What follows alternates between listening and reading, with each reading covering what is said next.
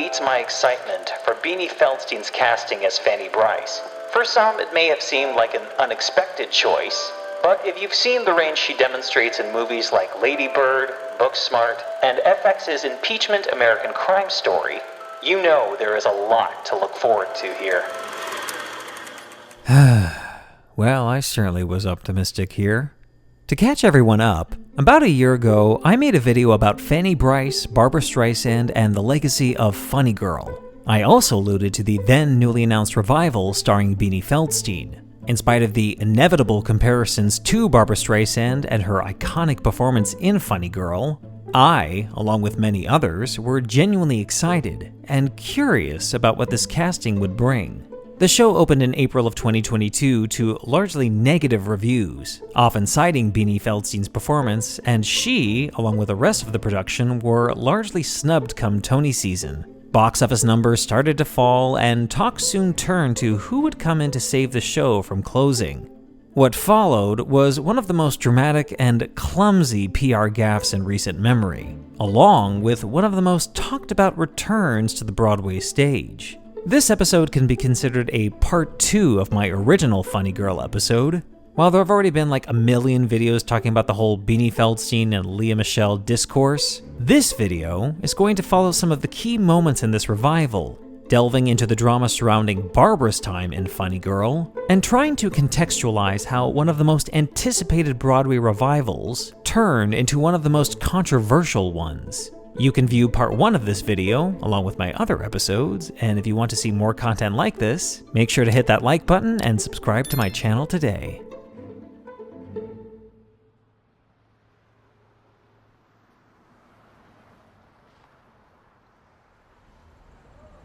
After being shut down for a year and a half, the Broadway League began its gradual reopening of the theater district in August of 2021.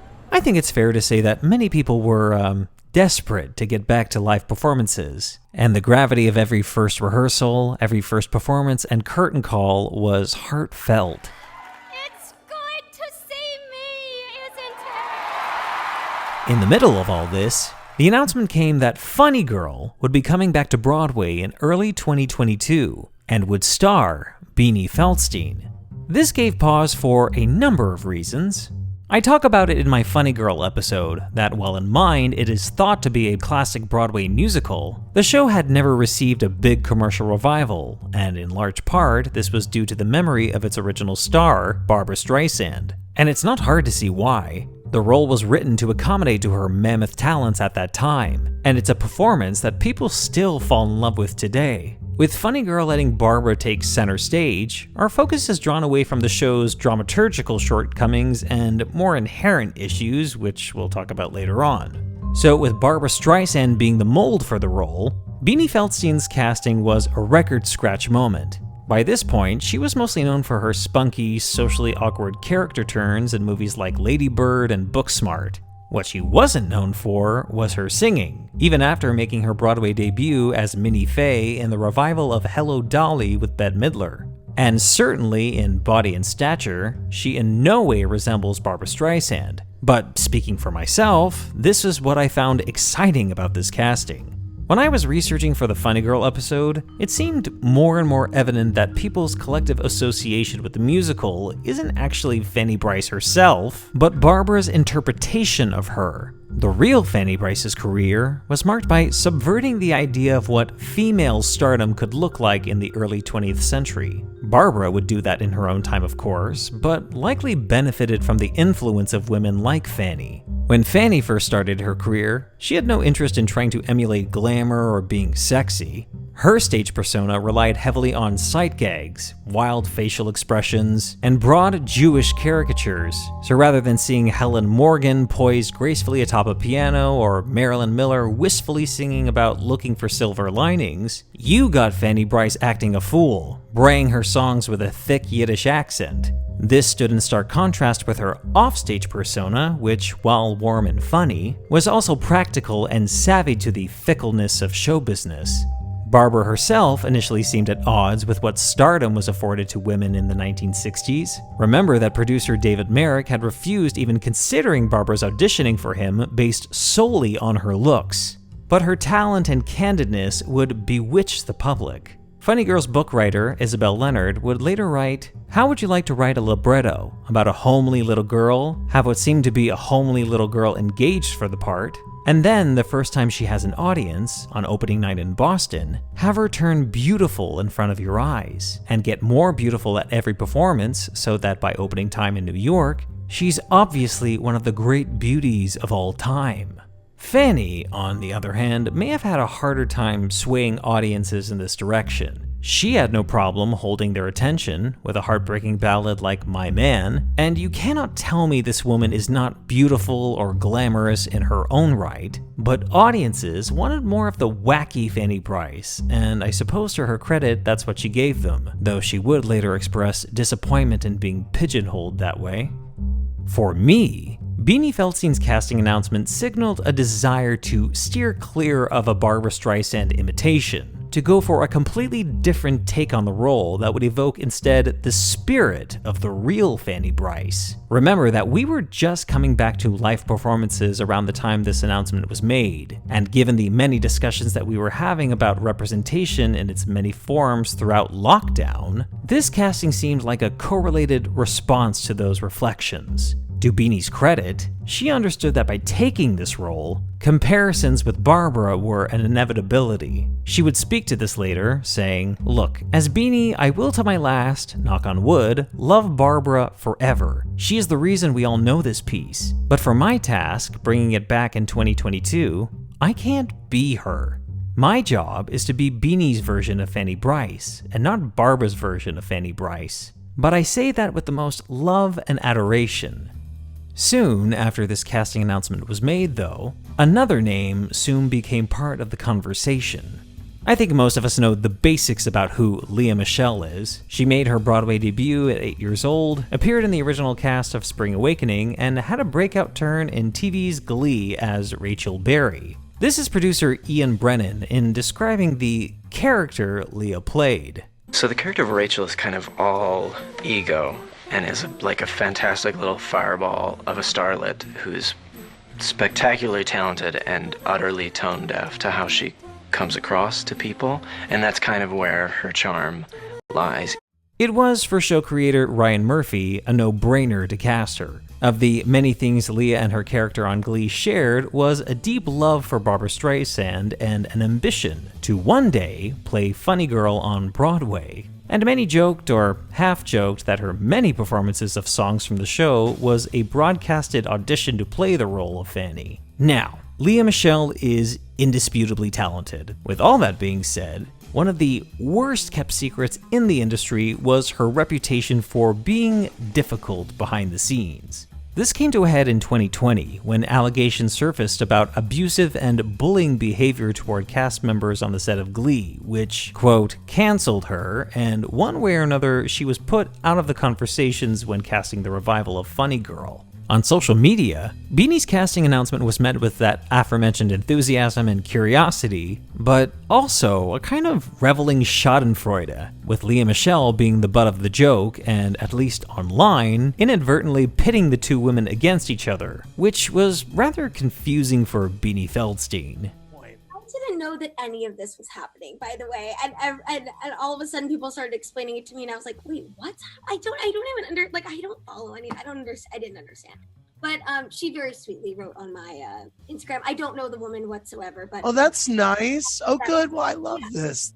Twitter, Twitter is its own real world of oh well, Twitter is a nasty cesspool.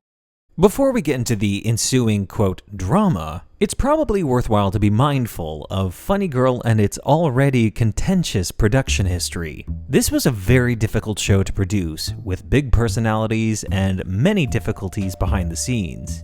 These difficulties have often been thought to be surrounded around Barbra Streisand, but I'd argue that the difficulties were cultivated by the show's original producer, Ray Stark. He, along with his wife Frances, who happened to be Fanny Brice's daughter, were key to the conception of Funny Girl and the handling of Fanny's legacy. These handlings were happening long before the musical was even in development. After Fanny Brice's death in 1951, the Starks, busy with settling her estate and accounts, signed a contract with writer Norman Katkoff to review 300 pages of notes for an intended memoir that Fanny had been working on before she died. Katkoff was also given access to interview Fanny's family, friends, and colleagues, as well as ex-husbands Nicky Arnstein and Billy Rose. The subsequent memoir, The Fabulous Fanny, was published in 1953 and generally well received. But as another Fanny Brice biographer, Herbert Goldman, wrote, not everyone was happy with the book. Francis now said, the book did not capture her mother, objecting pointedly to Katkoff's depiction of Fanny as a childhood thief, a depiction drawn from Fanny's own notes, plus interviews with Lou and Carrie, Fanny's brother and sister. Katkoff bitterly responded, mentioning the harsh financial arrangement he had made with Stark, and complaining the way the family blue-penciled, that is, edited, much of the material before publication. Stark then settled matters the best way he knew how, paying publisher Alfred A. Knopf $50,000 to take The Fabulous Fanny off the market. The memoir has been out of print ever since, but can be found today on various markets like eBay, and people like Broadway's Julie Benko are in possession of a rare biography indeed.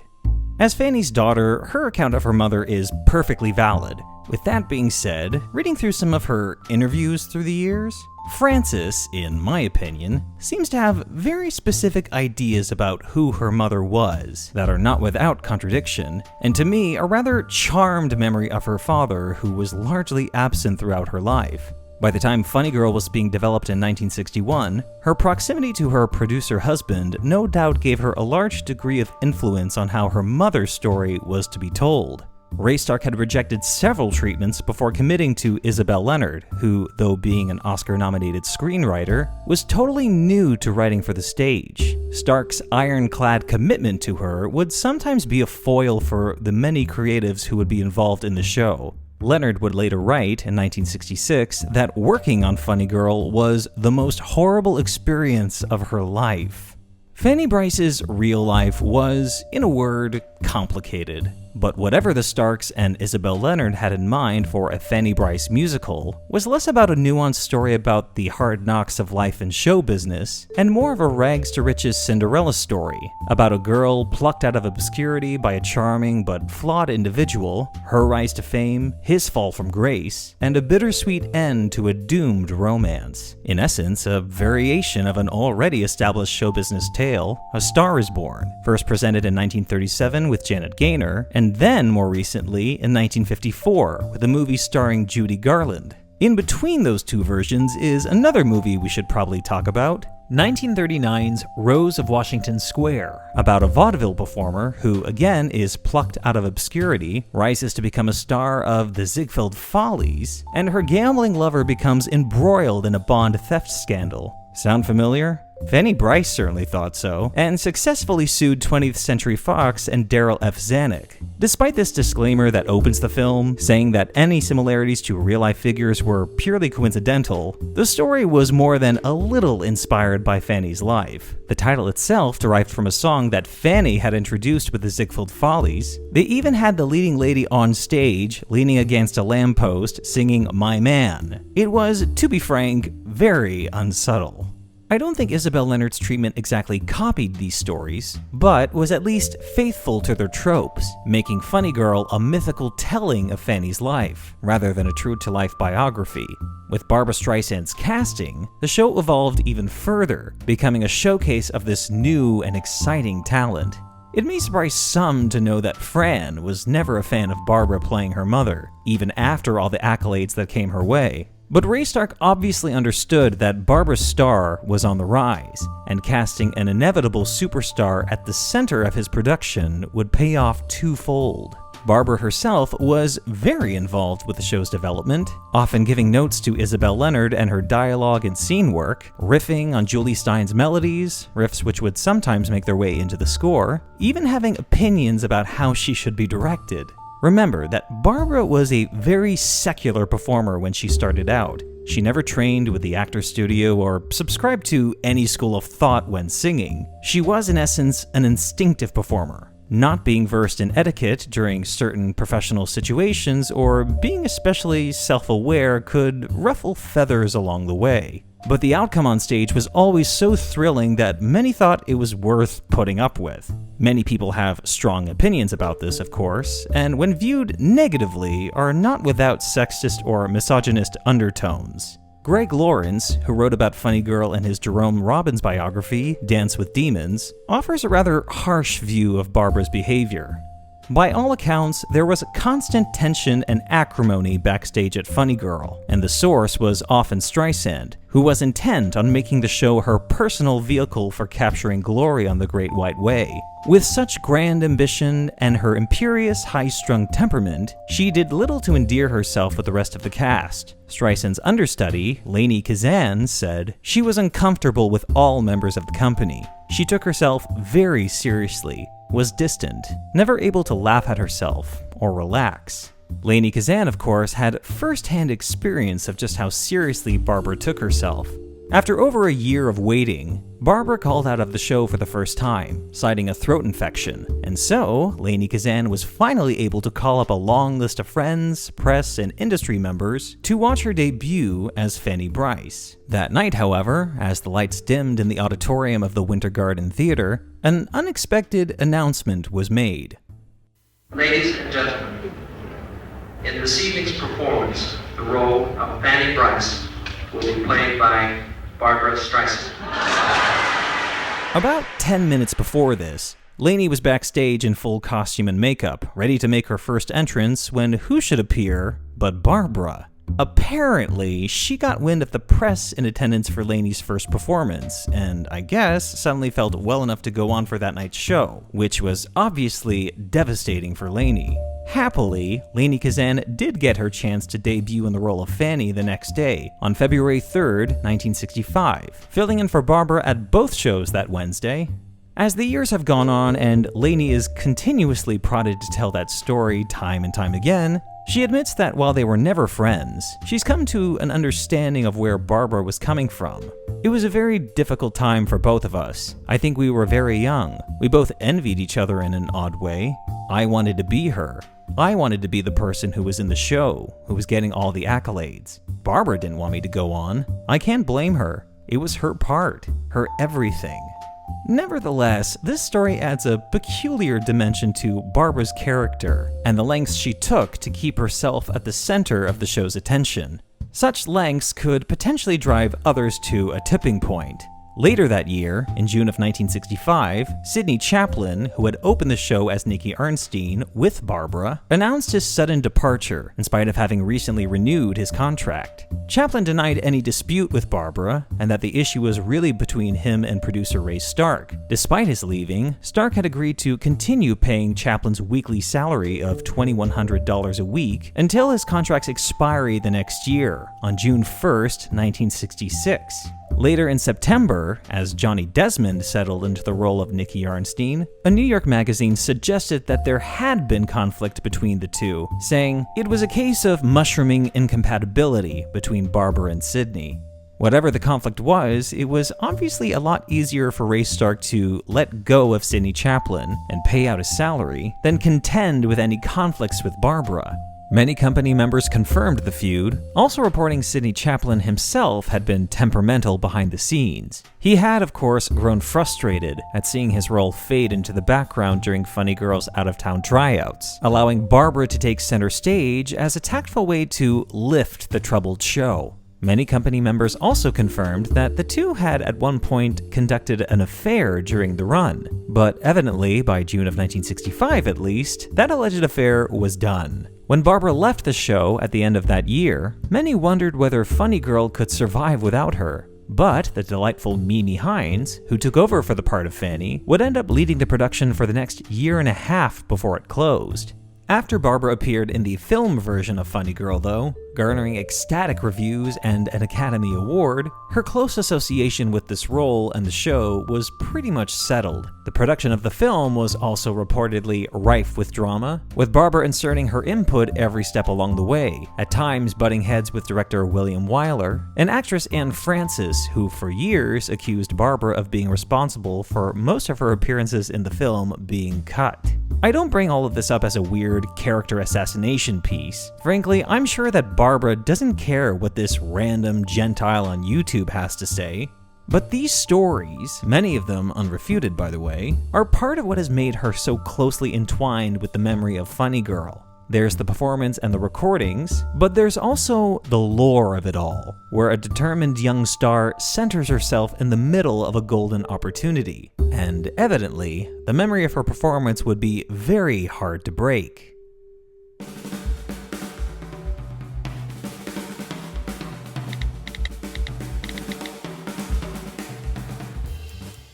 The revival of Funny Girl went into rehearsal in February of 2022, with previews scheduled to start on March 26th, which just so happened to fall on the 58th anniversary of the original Broadway production's opening night. A few days before this first performance, footage from the cast sits probe rehearsal was released and started in earnest the conversation surrounding Beanie's ability to sing the score. As previews for Funny Girl began, the initial optimism about Beanie's playing Fanny started to take a very different tone. Tweets on Twitter, bearing leaked audio from her performances, revealed a pleasant enough voice, but also rather thin and delicate, rather than the robustness we have come to expect with the songs of Funny Girl. The production opened on April 24th, falling on Barbra Streisand's 80th birthday, and reception from critics was not enthusiastic, with criticism being directed toward Harvey Fierstein's rewrites, Michael Mayer's direction, and a design that was polarizing to many. At the center of those reviews, however, was Beanie's performance and the inevitable comparisons to Barbra Streisand, saying that she didn't rise to the challenge. There's an interesting tone to a lot of the reviews, though, that echo a lot of what I was reading in the initial reports during previews. While not everyone was won over by Beanie's performance, people still found themselves rooting for her, though even that was not always enough. For the New York Times, Jesse Green wrote,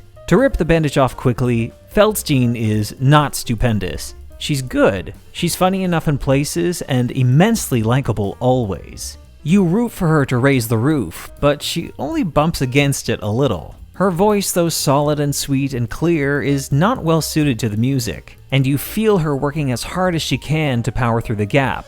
But working hard at what should be naturally extraordinary is not in Fanny's DNA."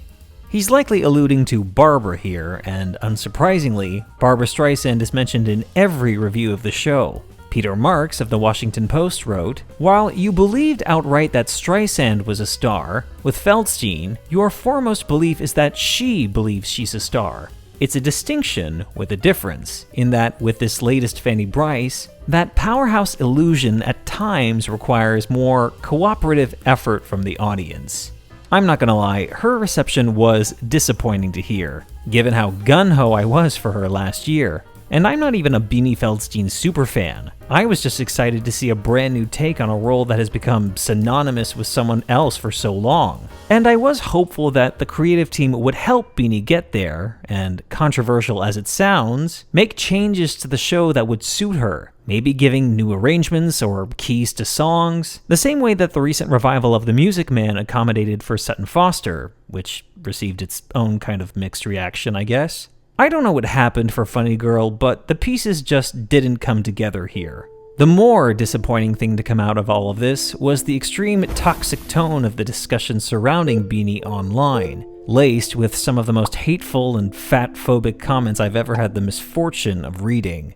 People trashed on Beanie, defended Beanie, people saying the show and the role were still untouchable against the likes of Barbara, and then the weird conspiracy theories about why she was cast at all, like her dad's an investor and accusations of nepotism. So first thing, this is wrong. Richard Feldstein, a Hollywood-based business manager, nor his firm are listed as producers or investors in Funny Girl. And as for the nepotism comment, I have no doubt that Beanie and her brother Jonah have benefited from their father's proximity in the industry. In my experience, show business is all about proximity and making connections with the the right people. I mean, hello? So why were the nepotism comments only a thing once her bad reviews came out? I think the most basic answer I can come up with is everyone likes to pile on top of an angle and make it run, whether in earnest or just to try and make people laugh at someone else's expense. The same way that everyone back in 2021 was making Leah Michele the butt of the joke. Now it was Beanie's turn. It was, in fact, at this juncture, the first instance that I can remember, people actively campaigning for Leah Michele to come in as a replacement. But this was, of course, just talk online, nothing more. When Beanie Feldstein's standby, the fabulous Julie Benko, began performances as Fanny and getting her own accolades online, it seemed to draw even more attention to Beanie's mixed opening night notices. Then on May 8th, the Tony nominations were announced, and Jared Grimes was announced for Best Supporting Actor for his performance as Eddie Ryan, and no one else. Not for Revival, nothing for its design, or the rest of its cast, including Beanie. The next month of Funny Girl is relatively quiet, at least at the surface. A trailer is filmed to promote the production, ultimately being released on June 8th, but with most of the press attending to Tony-nominated shows and performers, Funny Girl lost out on many opportunities to appear on morning or late-night programs to promote the show. I suspect the producers may have also been trying to hide Beanie at this point. Whether that was for her sake or the show, who's to say? On June 15th, after the Tony Awards ceremony, it was announced that both Beanie Feldstein, along with Jane Lynch playing Mrs. Bryce, would play their final performances on September 25th, despite having initially signed a year-long contract. There must have been some pretty frank and practical discussions between Beanie and the producers surrounding her reviews, her failure to earn a Tony nomination, and box office numbers that were notably starting to drop. And to her credit, Beanie agreed it would be best for the production for her to depart. This announcement was simply followed by, "Stay tuned for additional casting news." This is where things get complicated. Basically, the moment that Beanie announced her departure, there were some curious leaks to the media. Paul Wontorek of Broadway.com posted this provocative post on his personal Instagram account. Showbiz411, an entertainment news outlet, also shared an article headlining, "Funny Girl insiders are saying Leah Michele will finally be Fanny Bryce." 2 weeks later, Gawker, an online gossip blog, confirmed that indeed Leah Michele would be replacing Beanie Feldstein come September. The credibility of some of these outlets is questionable at best, but reading between the lines, and this is putting it nicely, the leak signals a certain lack of decorum behind the scenes. It seems like the moment that Leah's contracts were being drawn, people involved with the production were not being subtle about it. There's nothing wrong with finding Beanie's replacement, whether it was Leah Michele or not. Big cast changes happen all the time, but such announcements are usually made a month or so before you depart. Not 3. The brazenness of this news spreading in such a way reads like the producers really wanted Beanie gone as soon as possible. And to be finishing your run amidst not-so-great reviews with the most hateful things being said about you on the internet, and the name of your replacement being exalted by the very people who hired you is an absolutely insane situation to be in. I don't blame Beanie for removing herself from the situation. On July 10th, Beanie announced through her Instagram that she had made the extremely difficult decision to leave the production early on July 31st, citing the producer's decision to take the show in a different direction. The Funny Girl PR team hastily announced that a casting update would come the next day at 1 p.m., which, surprise, surprise, announced Leah Michele as Fanny Bryce, along with Tova Feldshuh as Mrs. Bryce. Their start date would now be pushed to September 6th, and standby Julie Benko would play the role for 5 weeks, before becoming Leah Michele's alternate, performing the show on Thursday nights and acting as the first cover should Leah be indisposed. About a month later, just a little after Beanie's emotional departure, Jane Lynch announced that she too would be leaving Funny Girl early on August 14th, just ahead of her scheduled September 1st date. When asked if this was to avoid proximity to her former Glee star, she declined and said that it was far more practical than that. "I have a vacation on August 14th, and then I had just like 5 shows after that, and it's a 6-hour flight, so I thought, let's end it now. It has nothing to do with not wanting to see Leah. She and I are fine. I'm thrilled for her." Nevertheless, the internet couldn't resist speculating some ulterior reason for her leaving and bringing up old, familiar clips like this. William, I am obviously scalping my ticket. Why should I have to suffer through an endless evening of Rachel Berry desecrating the memory of the late, great Barbara Streisand? You promised you would come to the show. I have no recollection of that happening. Ticket! Get your ticket. Ladies have tickets? Leah Michele's actual debut on September 6th was met with wildly enthusiastic audiences, mid-show standing ovations, and when the critics made their visit just a few weeks later, it was pretty much raves across the board. In revisiting the show, Jesse Green wrote that Leah was stupendous and made the show worth watching again. The show started selling out again, and grosses reached well over $1 million a week. It was, in some bizarrely cosmic way, the way it should have been all along.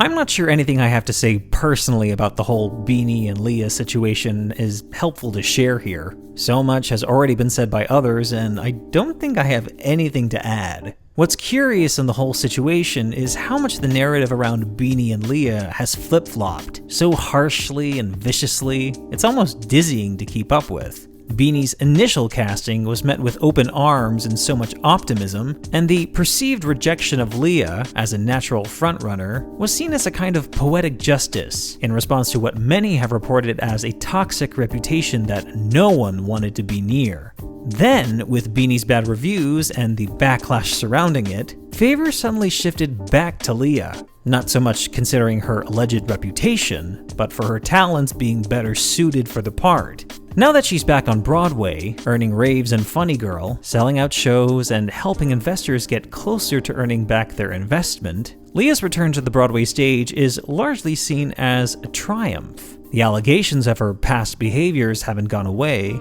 and have merely been addressed in carefully worded statements in press interviews. And look, I'm all for a redemption arc, or at least the idea of it. But there's still a sense from some that in spite of the reckoning discussions during the early days of the pandemic, the industry still rewards bad behavior, or is at least willing to turn a blind eye to it. Has Leah Michele changed? Is she leading the company and fostering a great morale backstage? The truth is, I don't know, and frankly, that's really between her and the company of Funny Girl, not us, and that's where I'm going to leave it.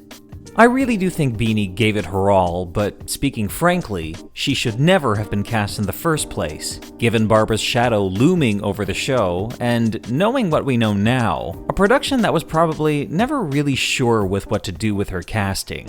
I also think the show itself is its own problem. While I appreciate moments in Harvey Fierstein's revisions and his attempts at clarity, it all still feels rather familiar, whether it's the estates he has to answer to or the inherent story he is writing for. The show itself remains, in my eye, a very problematic piece, rampant with caricatures and stock characters, a second act that is wildly imbalanced, and a view of gender dynamics that is, on one hand, absolutely true to its times, but reads rather incongruous to a contemporary audience. Fierstein's reshaping of these scenes at least makes it clear that the revival knows these gender roles are problematic. For example, Nick's insecurity about appearing less successful than Fanny, and the hit this takes to his perceived masculinity.